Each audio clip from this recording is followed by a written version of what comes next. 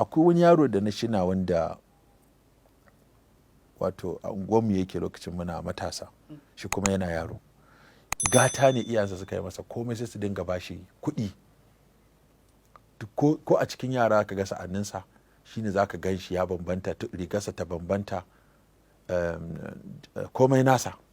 A unguwar talaka ake, amma komai nasa sai an masa abin da zai bambanta shi da sauran.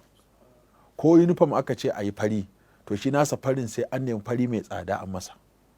In takalmi aka ce a siya canvas, sai an nemi nasa canvas din ne fari irin wanda ake sa, amma nasa kuma kudinsa daban.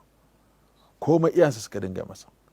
To ana cikin wannan ziga yaro cikin wannan gatan, sai Allah ya mahaifar rasuwa.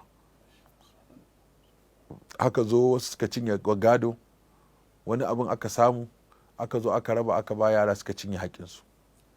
Daga nan yaro sai ya fara ɗauke-ɗauke a unguwa.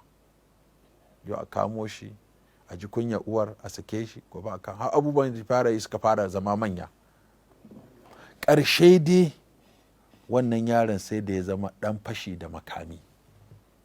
Ya shiga cikin group na 'yan fashi da makami. Sun taɓa zuwa gidan wani mai arziki a garin nan, shekarun da ɗan yawa, suka je suka yi fashi da makami, kuma suka afkawa matarsa. A nan aka kashe shi. Da aka tashi harba 'yan fashi da makami, har da wannan yaron aka harbi.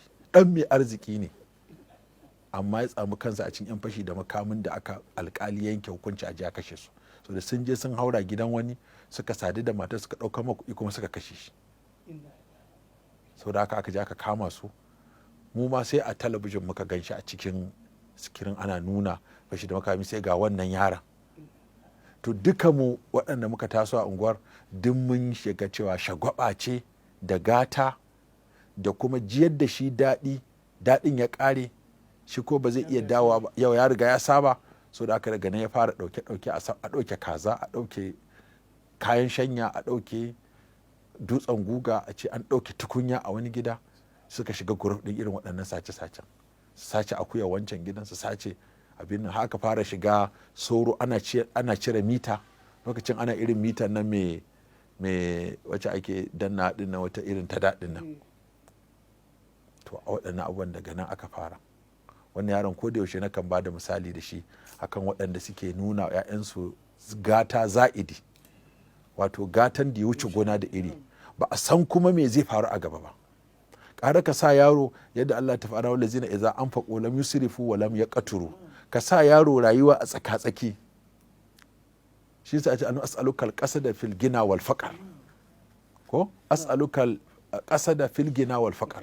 Allah ana son ka tsakaita ni, ka talauta ni, ka kuma ka yi min arzikin da zai zama mai ɗaukan hankali.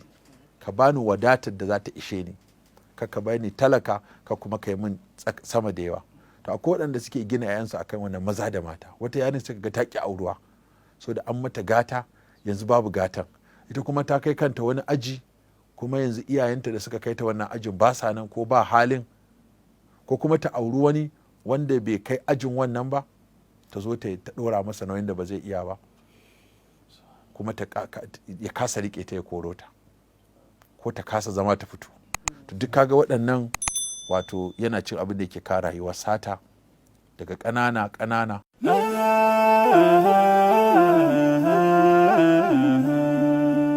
Haske mai leƙa gidan kowa, Afirka TV. TV3 tafarkin rayuwa.